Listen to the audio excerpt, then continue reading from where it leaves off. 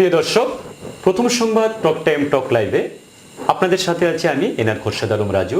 আজকের এই টক শোতে আমাদের স্টুডিওতে উপস্থিত আছে এবং যিনি সমাজের বিভিন্ন কৃষকদের লাঞ্ছিত বা ন্যায্য মূল্য থেকে বঞ্চিত কৃষকদের নিয়ে যিনি প্রাণপণ চেষ্টা করে যাচ্ছে, এমন একজন ব্যক্তিত্ব আমাদের সামনে আছে, আজাদ হোসেন মুরাদ।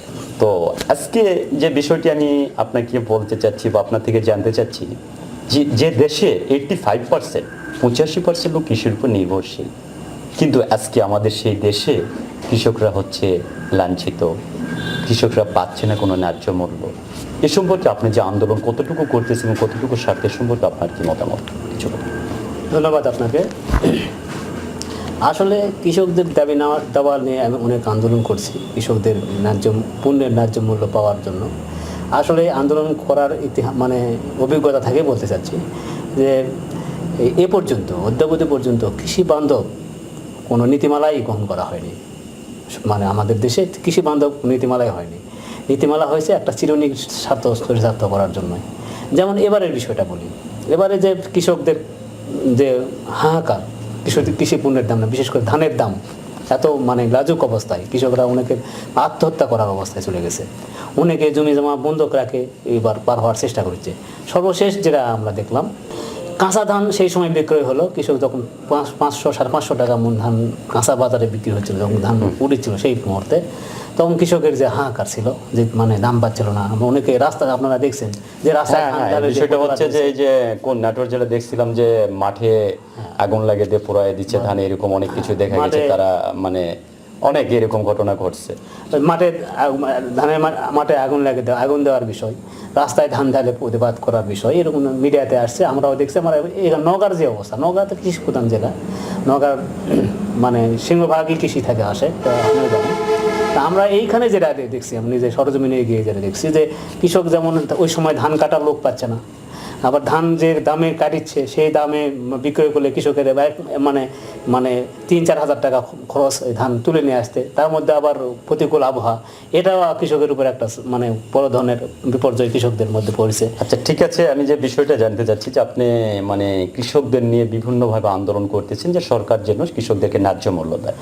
তো আমি একটা কোশ্চেন যেটা আপনাকে করতে যাচ্ছি, যে আসলে আমাদের কিন্তু এখন দেশের শিক্ষিতের হারটা অনেক বেড়ে গেছে, যেখানে কৃষিখাতে আমাদের চীনে দেখা যায় যে একজন কৃষক কিন্তু প্রায় গ্র্যাজুয়েশন কমপ্লিট, কিন্তু আমাদের বাংলাদেশে কিন্তু সেই প্রেক্ষাপটটা নেই। তা আপনারা এই আন্দোলনের পাশাপাশি, মানববন্ধনের পাশাপাশি, এই যে কৃষকদেরকেও যে একটা এই কৃষিখাতে শিক্ষিত মানুষরা আসুক, এ বিষয়ে কি আপনারা তাদেরকে উৎসাহিত করেন? অবশ্যই কৃষি খাত তো এখন অবশ্যই শিক্ষিত হাতে চলে যাবে, কারণ প্রযুক্তি নির্ভর কৃষি আমাদের চলে আসছে। আর প্রযুক্তি আসলেও তো কৃষি খাত শিক্ষিত লোক ছাড়া তো ওই কৃষি প্রযুক্তি আসলে হ্যান্ডেলিং করতে পারবে না।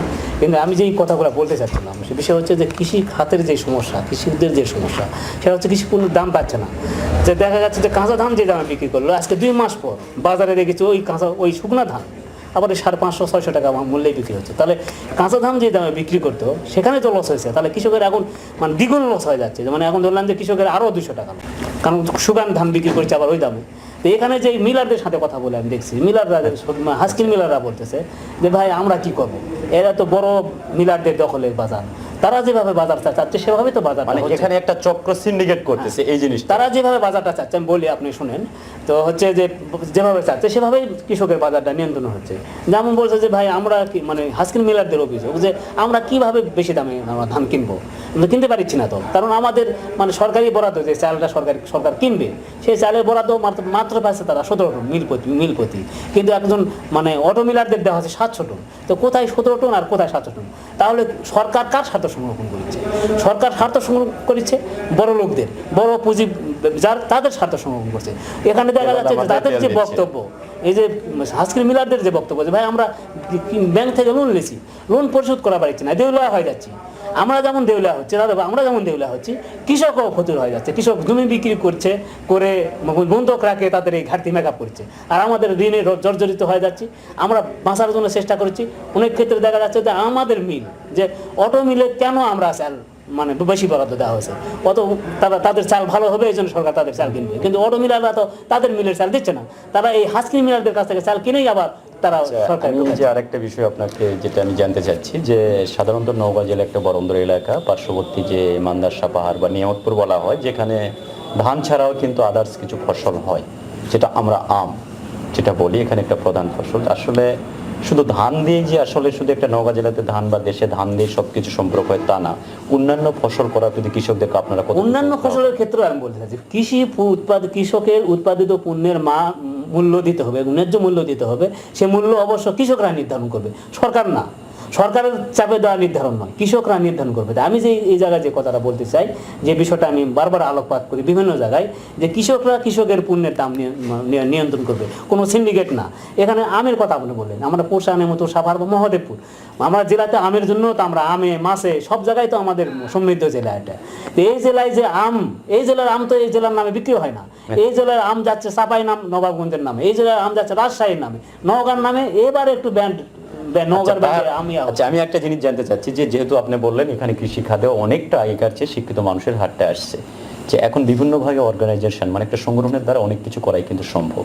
আপনারা মানববন্ধনের পাশাপাশি থেকে একটা নির্দিষ্ট এলাকায় একটা ইউনিয়নে কিছু একটা অর্গানাইজেশন, কৃষি অর্গানাইজেশন মানে বিভিন্ন কৃষকদের একত্রিত করে এখানে যে বাজারটা তারা নিয়ন্ত্রণ করবে। আজও আমাদের দেশে অনেক কৃষি কর্মকর্তা আছে, বাজার কর্মকর্তা যারা নিয়ন্ত্রণ, কিন্তু আমাদের বাজারে সেটা দেখা যায় না।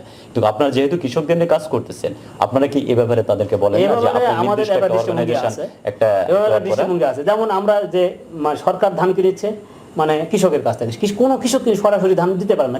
অনেক কৃষকের কার্ডই তৈরি হয়নি, ধান দেবে কিভাবে?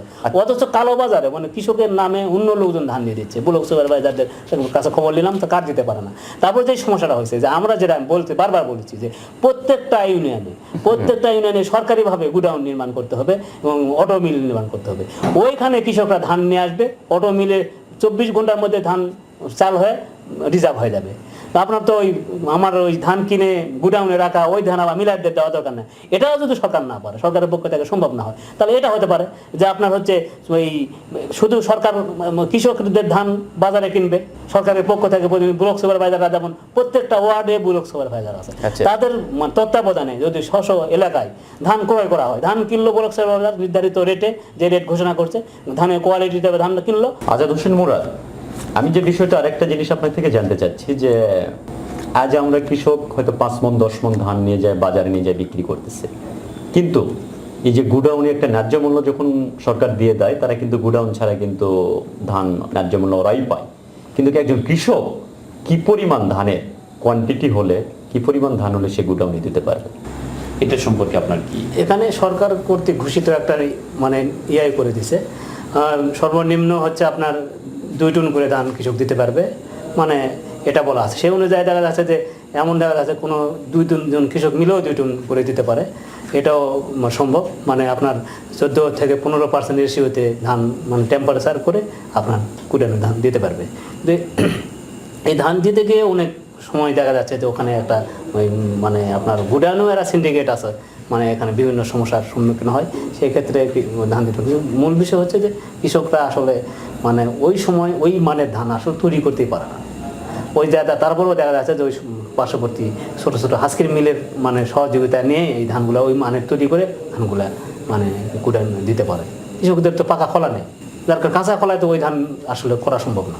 আচ্ছা আজাদ হোসেন মুরাদ, যে আসলে আপনারা যে তৃণমূল পর্যায়ে যে মাঠ পর্যায়ে কৃষকদের নিয়ে কাজ করতেছেন, আচ্ছা যারা কিন্তু চেয়ারে বসে থাকে বা টিভিতে নিউজ আকারে পত্রিকা দিয়ে, এটা কিন্তু অনেকে সহজেই করা যায়, কিন্তু মাঠ পর্যায়ে সিনিস বিলিভ আপনি কিন্তু দেখে বিশ্বাসী, আপনার তাদের মানে চিত্রটা আপনারা দেখেন।